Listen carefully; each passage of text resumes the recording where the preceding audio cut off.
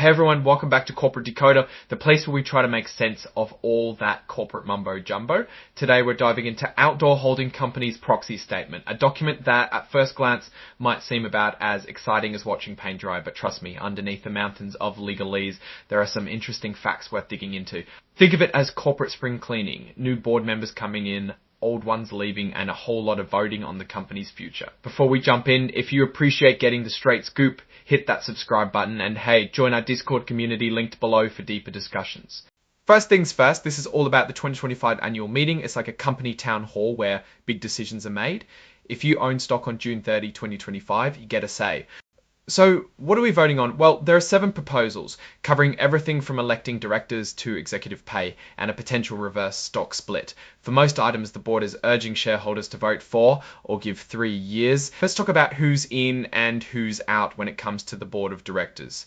3 current directors aren't being renominated, so it's goodbye to them and hello to 2 new potential board members, Homan Akavan and David Douglas, who are waiting in the wings. The report thanks some current directors, Richard Childress, Randy Luth, and Russell William Wallace Jr., for their service, noting that their departure is not as a result of any disagreement with the company. Looking at the board nominees, we've got Christos Santos, Steve Irvan, the CEO Van, the CTO Wayne Walker, Homan Akavan, and David Douglas. They're being presented to stockholders for election to the board. Speaking of Wayne Walker, he does double duty sitting on lots of other boards in addition to this one, such as Rap Technologies, Petro Pharmaceuticals, and AOCO Inc. Wayne Walker seems to be an expert at corporate governance. The document then says that the Executive Vice President and Secretary Todd Wagenhals is the son of Fred Wagenhals, who served as their Executive Chairman until April 4, 2025. It's a small claim to nepotism, but it's there. Moving on to corporate governance, 4 out of the 5 directors are considered independent, meaning they don't have relationships with the company that could cloud their judgment. Steve Irvan, the CEO, isn't independent, but that's not surprising. This document spends a decent amount of time focusing on its audit committee and which members' quality as financial experts. For example, Wayne Walker and Christos Santos. We would expect a company to take this section seriously, so there's no surprises on the financials. There are some important policies like no hedging or pledging of stock by directors and officers.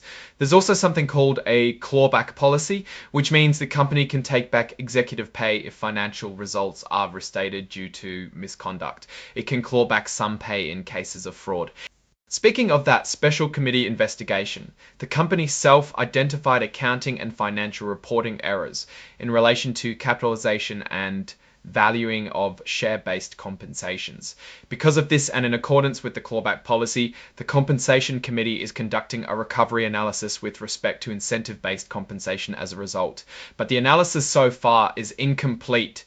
The report also shows some accounts receivable from Gemini-controlled entities. Here's a snapshot of who owns what. BlackRock Inc. owns 5.5% and Steve Irvan controls about 14.8% of the company. Now to the juicy details, executive compensation. Jared Smith, the former CEO, had a total compensation of about $716,000. Fred Wagenhals no longer $16,000.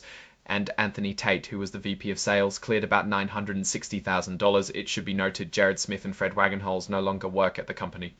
Jared Smith, who was the CEO, has a separation agreement. He's getting a lump sum payment of $625,000 and extended health insurance coverage, all in exchange for signing a release of claims, as is typical for an executive officer departure. The former CFO, Mr. Wiley, also had a separation on similar terms. It's separation agreement city, and it's costly for the company.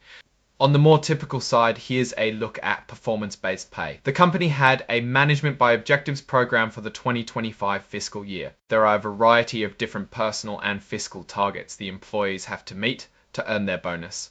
Alright, time for another change in the people providing the reports. Withum Smith Plus Brown PC is set to be the new independent accounting firm for the year ending March 31, 2026. There are concerns that the company did not maintain effective internal control over financial reporting. It also includes legal fees incurred by PKF in investigation, which the company reimbursed to them. But hey, here are some fun facts about legalities that they put here, such as no member of the board or the committee shall have any duties or liabilities, including any fiduciary duties to any participant claiming for liability, which is interesting. Here's one of the proposals. The company says that they will give up to 10,000 common stock towards. On to another proposal about getting stockholder approval about issuing stock to Mr. Irvin, which is for settlement reasons and in compliance with the applicable rules of NASDAQ. Based on 1117,510 Schroll 729, what's known as a reverse stock split.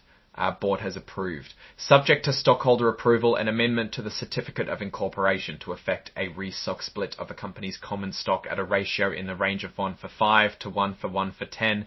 They need to approve it and they aren't sure what the ratio will be, so they want flexibility. Why do they do this? Most of the time it serves to increase the price of the stock, although there are some downsides such as losing liquidity. So what is my hot take on all of this and what is the story here? The year 2025 has been a year of reorganization for Outdoor Holding Company, and there have been numerous changes in executive and service level already. However, they have found a CEO that is probably committed to the company for a long time with Mr. Irvan. I think for now there is a lot uncertainty that they need to resolve, especially for their internal accounting controls. But also the company seems committed to fixing these issues and not having new ones. This company has opportunity in their sector, but it's going to be in their sector, but it's going to be in their sector, but it's going to be how they execute in the upcoming years. Alright, that was a corporate decoding on Outdoor Holding Company.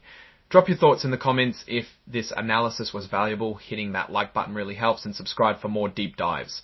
Don't forget to also check out the Discord in the description. Thanks for watching. See you next time.